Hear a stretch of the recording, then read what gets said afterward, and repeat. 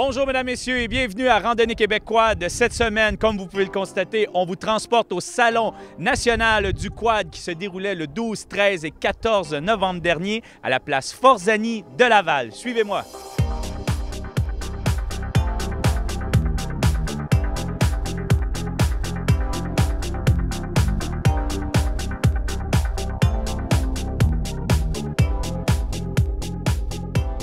Sylvie Allard, directrice du Salon du Quad. Comment ça se passe jusqu'à présent, les gens? Est-ce que tout va bien? Ça va super bien. On est, le salon achève, il reste quelques heures. On est rendu à dimanche et je vous dirais que l'engouement est sensiblement le même que l'année dernière. Ça a été un beau week-end. Aux essais, je dois vous avouer qu'au circuit d'essais cette année, ils ont battu des records. Ça, c'est certain avec le beau temps qu'on a eu. Donc, c'était facile pour que les gens fassent les essais. Au niveau de l'achalandage, on parle pratiquement de la même chose, sensiblement la même chose. Qu'est-ce qu'on parle au niveau de superficie? Ici, on utilise 60 000 pieds carrés de la superficie. Et combien d'exposants? Un peu plus de 100, là. On parle de 103, 104 exposants cette année qui participent à la 15e édition du Salon national du Quad.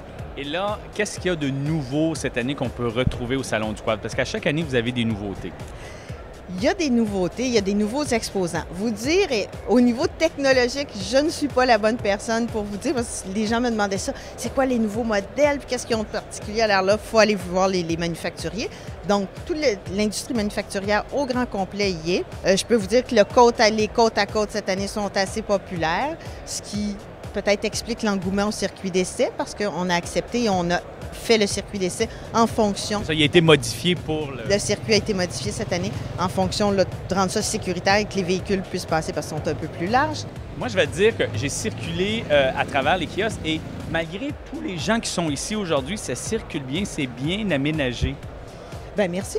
Bien, merci. Tu pourrais dire de plus, merci. Non, mais les allées sont larges, ça donne rien. Déjà, il fait un peu chaud même avec l'achalandage, mais c'est important d'avoir des allées qu'on peut circuler. Il faut penser aux poussettes. Quand on se retrouve avec des petites allées de 8 pieds, là, ça va pas bien. Ah, c'est vraiment fait pour toute la famille. Écoute, je vous remercie et on se voit pour un 16e Salon du Quad. Oh, absolument. On est déjà en train de l'organiser, je suis sûr et certain. Déjà, oui. Il y a déjà des choses, là, des changements qui sont en route, là, en cours de route pour l'année prochaine. Merci beaucoup. Bienvenue.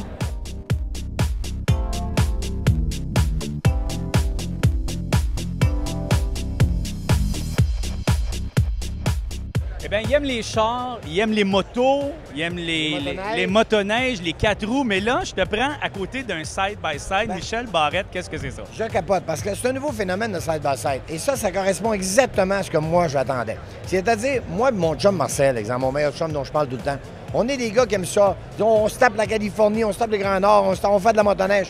Mais de penser être assis avec mon meilleur chum dans le même véhicule, un véhicule comme ça, confortable, puissant, sécuritaire, où ce qu'on peut jaser et vivre ensemble la même affaire, je capote. Michel, OK, t'aimes faire de la moto. La moto, c'est sportif, le 4 roues, ça brasse.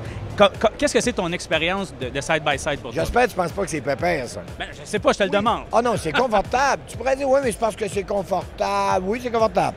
Oui, tu as de la place. Mais il y a du moteur là-dedans, là. Puis c'est sportif en tabarouette.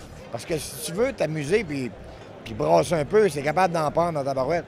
Mais l'avantage, c'est qu'après ça, si tu veux rouler relax, ben tu te retrouves, l'expression d'entend, tu te retrouves en Cadillac. Le jour, ce qui dirait, on fait un rallye Trans-Québec, exemple. On fait tu sais comme en rallye, des sections. Mettons, on part, là, la première étape, c'est l'Abitibi. Après ça, on fait le nord du lac Saint-Jean. Le premier qui a un casse à la tête et un numéro dans le dos, c'est moi. Ah, ça, c'est bon à savoir. Jeu. Ben écoute, on organise ça, un super rallye, et Michel Barrette sera... Tenez-vous bien, moi être là. Il va être le premier. L'élection va être là, mais en avant.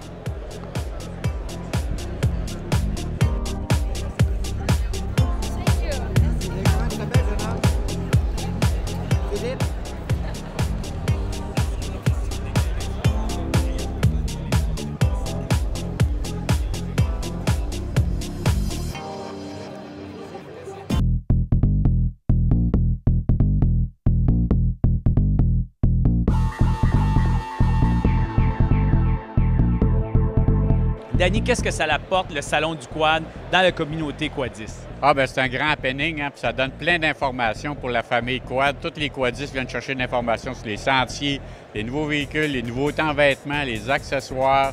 C'est un lieu de rencontre. Là.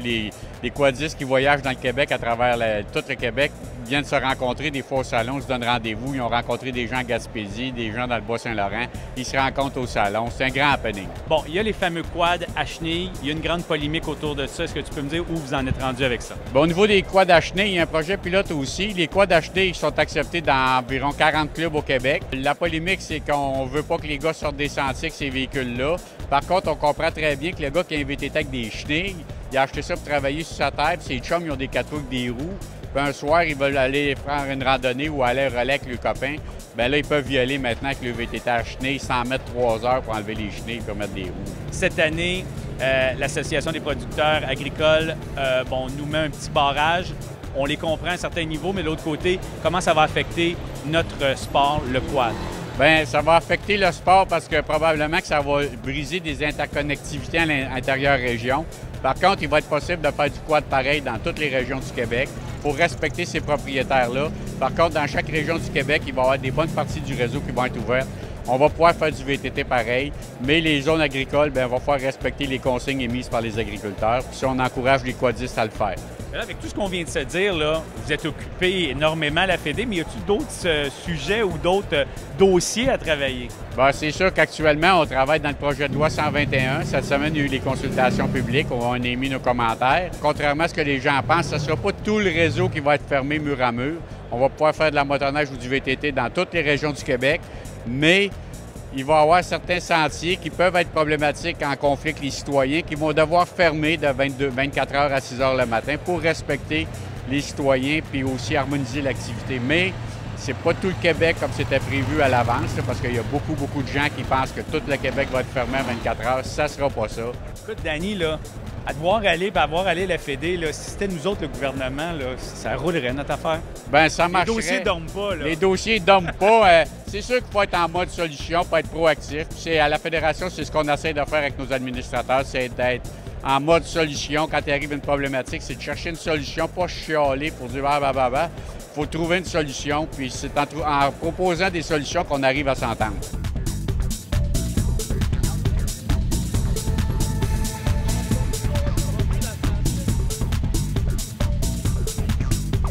Lorsqu'on parle du circuit d'essai qu'on a cette année, qu'est-ce qu'on retrouve comme type de sentier? Bien, t'as du parterre comme ça, t'as du gazon, t'as un peu d'asphalte, qui n'est pas l'idéal pour le VTT. Parce non, mais il y en a toujours de l'asphalte. Oui, parce que ça donne une idée aux gens, parce qu'il y a beaucoup de des places, tu n'as pas le choix de passer sur l'asphalte. Les clubs n'ont pas le choix de passer sur l'asphalte. Puis on a, dans le bois, on a différents sentiers qui sont raboteux, que les gens aiment. Un petit peu de boue, les gens aiment ça aussi, qu'il y ait de la boue, que ça soit difficile à passer. Fait qu'on a pas mal de sentiers là, assez diversifiés. Cette année, on parle d'un circuit d'essai de quelle longueur? On a environ 1,8 km. 1,8 km? Ouais. Ça dure. À tous les ans, c'est pas mal. Ça joue entre 1,6 et 1,8. On essaye de maintenir ça là-dedans. Si on pouvait faire 2, 3, 2,5, ça serait encore mieux, mais on manque de place. C'est ça qui est le problème. Là, une belle journée comme aujourd'hui, on est chanceux, on a le soleil de notre côté. Combien tu as de patrouilleurs qui travaillent dans ton équipe aujourd'hui pour faire en sorte que tout se déroule bien? Aujourd'hui, on est 8 patrouilleurs pour tout maintenir ça. À 8 patrouilleurs, là, on vient en bout là, de maintenir la sécurité et de voir est-ce que tout fonctionne très bien. Bien, félicitations. On a parlé avec des gens tantôt. Tout le monde est très satisfait du circuit d'essai. C'est un peu grâce à toi et à toute ton équipe. Puis je pense que c'est vraiment un incontournable quand on est ici au Salon national du quad. Le circuit d'essai, c'est vraiment un must. Puis il faut dire que je félicite ma gang aussi. Puis on est bénévole. Faut avoir ça dans le cœur. Il faut aimer ça, puis tu sais, c'est pas n'importe qui veut être bénévole à faire ça dans toute une journée de temps. Là. Même 5 jours de temps. Nous autres, on travaille 5 jours. Puis le salon dure 3 jours, puis les 3 jours sont intenses. Fait que je félicite tout le monde, puis je suis bien fier de ça.